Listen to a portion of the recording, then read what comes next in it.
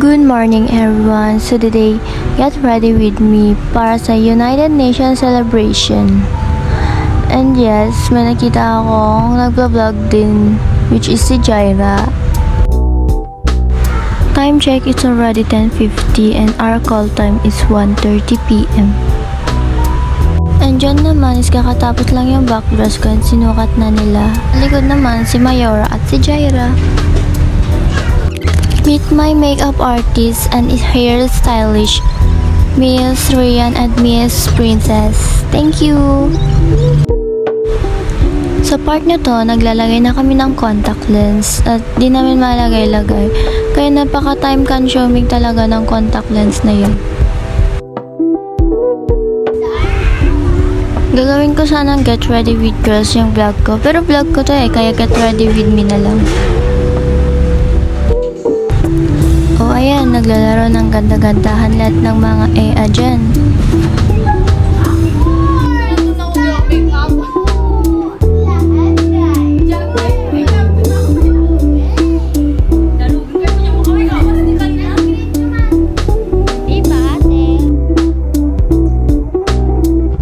Makikita dyan na hawak-hawak ko pa yung contact lens. Shout out sa mga to, lalo na yung nasa baba. Habang busy yung mga iba, nandyan siya pa chill-chill. Busy yung makeup artist namin. Dami niyang ginagawa. So naisipan ko, ako na muna gumawa yung sarili ko.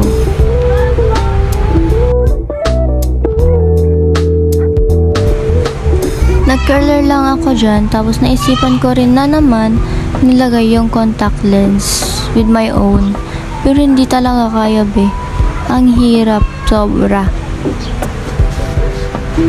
Naglagay lang ako ng eyelash extension. So yan, okay na yan. Fit check muna tayo dyan. Sabi ni Miss Rian, try na daw namin ilagay yung contact lens. And yes, sumakses. Ewan lang sa kabila.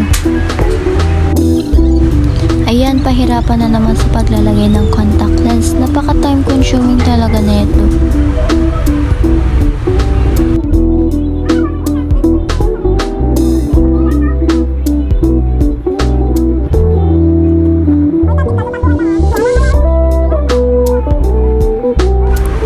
And sa wakas nalagay din. Grabe, nakakaiyak yan. Contact lens lang yan, be.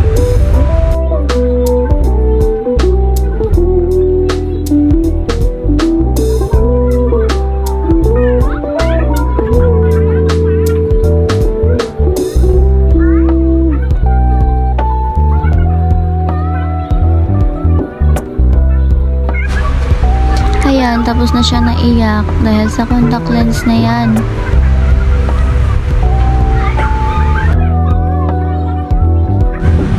Pagkatapos niyan, tinuloy na ni Miss Rian ang pag-makeup sa akin. Ewan ko kung anong oras na to, ang pagkakaalam ko 12 na and patapos na yung makeup ko.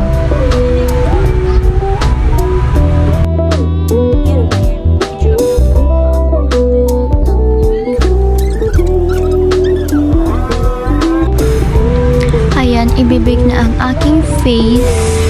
Yes, ibibake.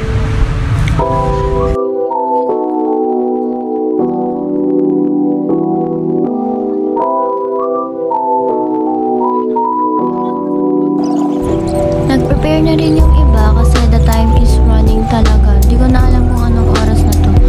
Basta niro-rush na nila akong magdamit kasi need na daw. Kailangan nang pumunta sa school.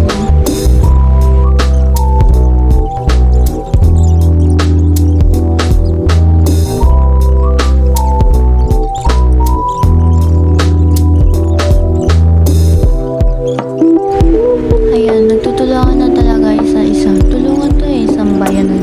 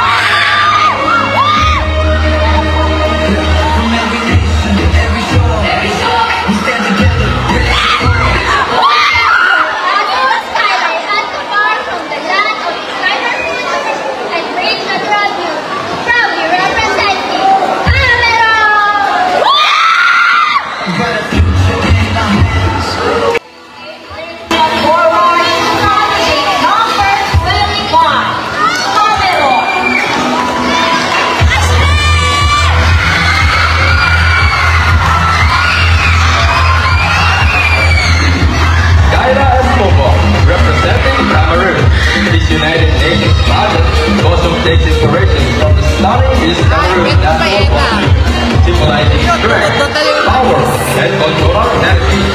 The main costume was called a maze, and designers captured the regal and majestic essence of Cabalerian tradition, featuring intricate golden details and royal and light elements that reflect the pride of African culture. To complete the look, we handmade the lion torches ourselves, using recycled material such as boxes, papers, and other reusable items. Candidate number 25 is Carla Escobar. Candidate number 27, Colombia. The traditional red Colombian attire is a vibrant symbol of the country's rich cultural heritage and passionate spirit. These ensembles typically features the flowing full circle skirt made from red fabric adorned. Mga mi, hanggang top 10 lang tayo. At least worth it yung pagod natin. Nakapasa pa rin sa top 10, di ba? Tapos ayan, papunta kami sa Watson after ng event. Sumama to kahit ibang section siya. Ewan ko kung bakit siya sumama. Basta ganun. Nandito yung bebe ko na si Angge. Tapos nagpapakuyot pa yan siya dyan. Sa gate, nakita ko yung isang kandidata. Tapos kinongrats ko siya kasi parehas lang kaming na top 10 lang yung nakuha. Sabi ng isa kong classmate dyan, ang ganda ko daw, tapos nakapaalang ako. Diba? Ayan, kaya pala siya sumama para may tagabuhat ako. Tapos yung mga kasama ko nakalayo na. Ayan, chismisan lang with di ko kilala. So, nakapahalang nga ako dyan, diba? Tapos sabi niya sa akin, pag nakakita daw siya ng tsinelas, kukunin niya daw agad. Ano ka ba, di?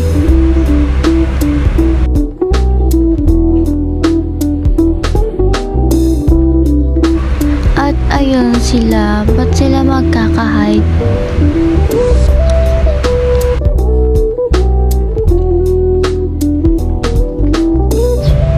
Maganda yung cloud tsaka sunset dito kaya kinunan ko na din.